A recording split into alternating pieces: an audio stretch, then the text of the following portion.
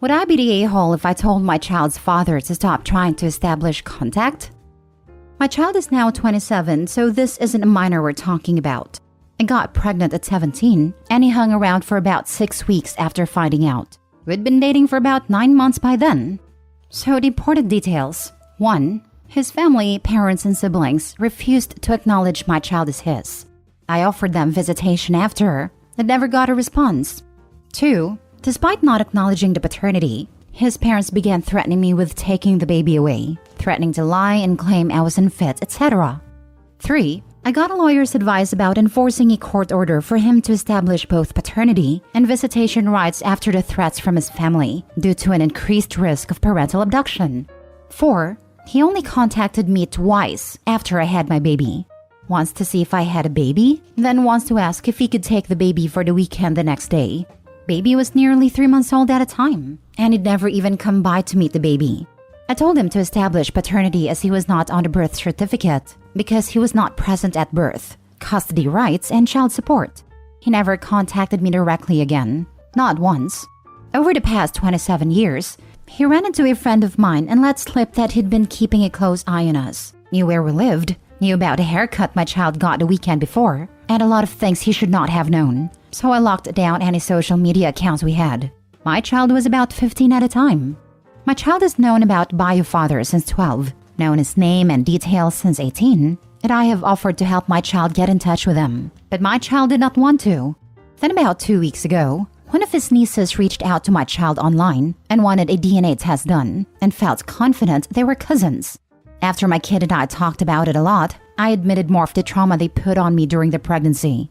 But I still said, if you want to contact them, you can. They are your family. My kid said absolutely not, reached out, and basically told a cousin that it just was not going to happen. Then we got a bomb that his entire family, 4 siblings, their partners, their kids, and even grandkids, have known about my child the entire 27 years. They talk about my child often, look at photos when they can find any, and basically treat my child as his long-lost but much-wanted child. I, predictably, am the witch who stole the baby from their lives. Now his mom, who was extremely vile towards me during my pregnancy, really regrets not insisting that they have my child in their lives. I even found a baby photo I had sent them 27 years ago on her Facebook. So, would I be the a-hole if I reached out to him and told him to see himself right the hell out of our lives again? And to tell his mom that my child very much wants absolutely nothing to do with them, and that even if my child's mind changes, it will never include bio dad or his mother after everything that went down? 'Cause I kind of just want to drop a house on that witch. Now for the top comments. You would not be the a-hole. Oh my god, Opie. Your baby daddy and his family are insanely toxic and honestly creepy. He ran into a friend of mine and let slip that he'd been keeping a close eye on us, knew where we lived, knew about a haircut my child got the weekend before, and a lot of things he should not have known. This is weird that he just been watching. Now that is out of the way, I have a feeling he has been lying to his family, claiming that you kept your child away from him, when in fact, he almost was never in the child's life, nor do the child want a relationship with him. His family's insane. His mom planned to lie and call you unfit in order to take your child from you, when her own son only contacted you twice about his kid and never been in their life at all. I have a feeling the spouses/partners and the kids, my kids' cousins and even siblings, apparently there are like 15 of them, don't know what happened. His mother 100% knows how it all went down. While pregnant, I reached out via letter once to let them know how to contact me in case they wanted to be included in my child's life, as my kid was their first grandchild, and then again shortly after my baby was born with a newborn photo and another invitation to contact me and talk if they ever wanted to meet the baby. His parents never responded. It was like a punch in the gut to find out just how much he knew about us. At the time, our accounts were all private online, but I realized there were some things that had been set to public on Facebook. That said, a lot of the things he mentioned were not even posted online, where all of my kids went to school, for instance. We took steps to make sure our lives were even more private after that. For a long time, it felt like we were being watched anywhere we went. Not the a-hole. I wouldn't say you'd be an a-hole. However, I'd say since your child is 27, it's not your place to say anything anymore. Your child is legal adult and has been for nearly a decade. If your son randomly changes his mind one day to get to know the people, you don't have any say in that. Nor should you. You also should not be speaking on your son's behalf. Oh, my kid did reach out to the cousin and said basically that they wanted nothing to do with the family that put their mom through so much trauma. I reached out and talked to the cousin to make sure the cousin knew that I had never denied the dad or his family the right to be in my kid's life. And I let her know that my child would not be happy if other family members decided now was the time to get in touch. My kid was really upset at the conversation with her cousin, not because of the cousin, who was really understanding and respectful of the situation, but because they felt 27 years was way too long to suddenly decide the bio family wanted to be involved. My kid handled it well, but I wanted to just reinforce that bio dad and his mother should not take my kid's response as an invitation to suddenly reach out. Mostly, I want to reach out because of the deep anger I thought I had forgotten a long time ago. I'm so angry at the number of memories I had forgotten, at a little ways they inflicted trauma on me that I had not thought about in probably 20 years. This would solely be about me wanting to tell them off for how I was treated and for my kid being good enough to be a story, but never actually a part of the family. I know, it's a complicated mess. Next story. Am I the a-hole for telling my former stepmother to go F herself? Last week, I was back in my hometown helping a friend take his truck to the dealership. While it was in the shop, we went and got lunch at a pretty popular spot, and we got sat next to my former stepmother and former stepbrother. My ex-stepbro and I don't talk, but he's close with my younger sibling, because for about 8 years they lived together. I was older and really never had a connection with him. But it was me who caught my dad cheating on my mother with my now ex-stepmom when I was 12. A year later, he left us for her, moved a block away into her house. Things sucked for a while. Life was a big slap in the face for a while, and I worked through high school and college to support my mom and brother, because my dad didn't think it was his problem anymore, and my former stepmother encouraged that. Later, my ex-stepmom cheated on my dad and left him. All good in my opinion, as that relationship needed to end. Anyway, she interrupted our meal and asked me how I was. And I looked her in the eye and asked her what the heck she thought she was doing. She said, just saying hi. I looked at her and then my former stepbro and said, hey stepbro, always a pleasure to see you, my friend. As he's a bystander, shook his hand and ignored them. She tapped my arm and said, what am I, invisible? And I lost it, to be honest. I looked at her and said, you can go F yourself. Don't speak to me. I don't want to talk to you. Who the heck do you think you are right now? Why on earth would you ever think I'd want to talk to you now that I don't legally have to? She said she was just being polite, and I asked her if she was still messing around with married guys. My friend asked for the check and we left. He was cool about it as he remembers what my home life was like. But my brother thinks I was too harsh, and my dad thinks I created drama from nothing. My wife thinks it was embarrassing even though she wasn't there. Personally, I still think she can go F herself. My friend also thought it was extreme even though he was understanding. Ha ha ha, not the a-hole. Tell it like it is. That's how I feel, but after talking to my wife, I really think I should have just been polite and left instead of being explosive. Some people just need those explosives though. Thumbs up. Your wife should understand why and how that reaction is not embarrassing. So we've talked about it a lot since I posted. I think she started to realize, reading some of these responses, that she didn't truly understand how crappy my childhood was.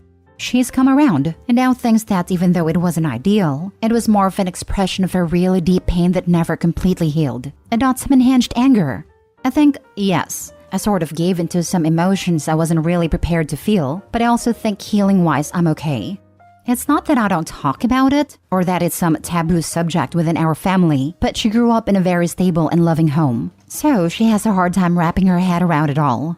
Sometimes she underestimates the damage, other times she overestimates it. Little of both this time. So are you in contact with your dad then? He's the one who tore up your family. Don't get me wrong, I think that she's trash too.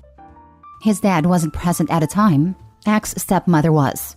Nothing in the post implies that Opie gives dad a free pass. He screwed them over financially, and stepmother encouraged it. In his comment, Opie mentioned that his dad said that he created unnecessary drama. I asked Opie about his relationship with dad, though when that ex-mom knew that she was being ignored, she should have left Opie alone. But she chose to actually tap Opie. She needed to be snapped on. Opie stepped up when his low-life dad stepped down. Next story. Am I the a-hole for trying to dictate who my fiancé will walk with as a groomsman on his best friend's wedding? My fiancé Paul has a best friend, Jack. Jack has been with his fiancée Natalie for 7 years, while Paul and I have been together for 6. Natalie always had a weird obsession of hooking up Paul and her sister Mary and setting them up as a couple. Paul was never interested in Mary, but Natalie and Mary always tried to grab his attention. After Paul and I got together, Natalie would always try to exclude me from every single group gathering and would even try to set up double dates between her, Jack, Paul, and Mary. Paul wouldn't have it and set boundaries early on, but neither Mary nor Natalie respected them and kept crossing boundaries. Paul then had to cut them off and only kept contact with Jack. After some years of no contact, Natalie apologized to Paul and me about her behavior and promised it's all in the past and that her and Mary acted immaturely, and Mary has moved on as well. As grown adults, we decided to move on, but Paul kept feeling uncomfortable around Mary because she hadn't completely changed her behavior around him. Anyway, fast forward to the wedding, which is in a couple of months. Jack asked Paul to be his groomsman and Paul happily accepted. It wasn't until now that Natalie said that Paul will walk down the aisle with Mary, to which Paul refused. He listed all of the reasons and why he doesn't want to. I was also against it because Mary has indeed not changed, and neither I nor Paul are comfortable with that setting. After some back and forth, Natalie called me and begged me to convince Paul and said, "Please don't act insecure about this. You know how important a wedding is to a bride. Don't ruin this for me."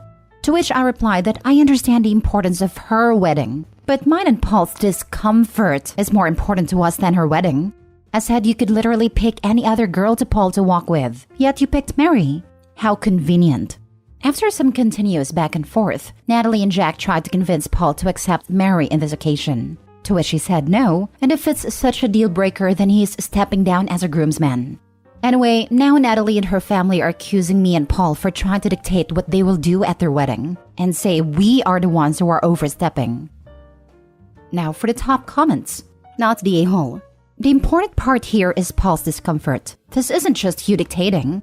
Jack isn't being a good friend for insisting on this if it's making Paul uncomfortable. You said he's a groomsman, not the best man. That's the only scenario I could see where they want the maid of honor and best man to walk together for the flow, but it's not the case here. If it's going to ruin the wedding, Natalie needs to take a long, hard look at herself and why this is such a hill to die on for her. The lack of self-awareness on the bride's part shows a high level of egocentrism. She knows exactly what she's doing, not the a-hole. Maybe it's time to go no contact if they haven't changed. Why can't he walk with any other bridesmaid? That's what both Paul and I said. Why can't it be any other bridesmaid? We got no clear answer to that, besides the fact that it's the bride's vision to be that way. Lol, let's be honest. We know why it's the vision. Of course we do, but they wouldn't say that out loud. And they're still trying to hook those two up. If someone cannot respect my relationship, then I don't have a place for them in my life. I'm glad your boyfriend understood how messed up all this is. He needs to have a final talk with his friend. Flat out say if this is the hill he wants to die on, then their friendship is done. Explain how inconsiderate this is. Reverse it to the groom. How would he feel if someone was ignoring his relationship and trying to hook up his partner with someone else? This is friendship ending material right here, not the a-hole. Last story. Am I the a-hole for refusing to bring my girlfriend's son along with me to my guy's night? I, 43 male, have been involved with my 42 female girlfriend for about a year and change. She has 3 kids, 20 female, 19 female, and 17 male. Her ex-husband abandoned the family almost immediately after the youngest was born. I like and get along with all 3 of her kids really well, but her son, who we'll call Jake, and I have especially formed a good connection. I've taken him out with me off-roading, fishing, and golfing. So, recently my girlfriend asked me what I was doing Saturday night, wanting to do something with me. I told her, sorry, but Saturday night is guys' night. I'm going to my friend's house with most of my other buddies and coworkers for poker night. She seemed a little annoyed, but said, fine, but then will you at least bring Jake along with you? I told her that we'd drink a good bit, and some of us smoke cigars, and we get a little rowdy and probably somewhat inappropriate. She said, well, obviously don't allow him to drink or smoke, but he should hang out with some guys being guys. He grew up without his father, and it would be good for him. But I just didn't want to bring him along. I admit that part of the reason why is because I just want to hang out with my buddies and have fun, without having to worry about being a role model for Jake. But I also just think that this sort of environment isn't appropriate for a teenager. It's not horrible or anything, but our guys' nights are for adults. But my girlfriend seems to think that I should have included Jake, since she gave her approval. Am I the a-hole? Not the a-hole. If Jake was grown, like 25 plus and wanted to go, it might be a little different to bring him along because he'd be able to drink, smoke, and probably even be able to hold his own in the crap talking that takes place on guys' nights. But he's 17. He can't drink, he can't smoke. And I'll be honest, I imagine it'd be uncomfortable for everybody involved to have a kid at a guy's night, unless he's used to hanging out with older guys and already has a feel for the kind of things that can and cannot be said when crap talking. But still would not be the a-hole in that situation too, in my opinion. Sometimes you need a break. It's not a break as in getting rest, but to get a break from your daily grind, be in a different environment, receive new input and experiences. OP may not get that if he brings the daily environment and responsibilities with him. It even goes beyond OP. Maybe the group of friends have worked up a little of trust and comfort to be like themselves and share thoughts and feelings, or act and unwind in ways they don't get to do elsewhere/everywhere. Bringing in a new element could ruin that experience for everyone else too. Not the a-hole. She's not thinking about this clearly. He is an underage kid, and you're his mom's boyfriend. It would be awkward for everyone involved. While it's okay she wants him around guys being guys, your guys' night is not a time for babysitting a teen. He gets fishing trips and other things you mentioned. Insist that this is not the event, especially because your friends aren't bringing their kids too. That would be unfair to them. It may even be unfair to Jake. It doesn't sound like the girlfriend asked Jake if he wanted to go to OP's poker night, just that she wants OP to take him. Most 17-year-old boys have better things to do on Saturday night, like play video games, hang out with friends, and go on dates, than sit with my mom's boyfriend and friends watching them be guys. Part of me wonders if having Jake tag along is the girlfriend's way of checking up on OP. She wanted to do something with him. He already has plans. So she wants to know what happens at these guys' night, / verify that is actually happening.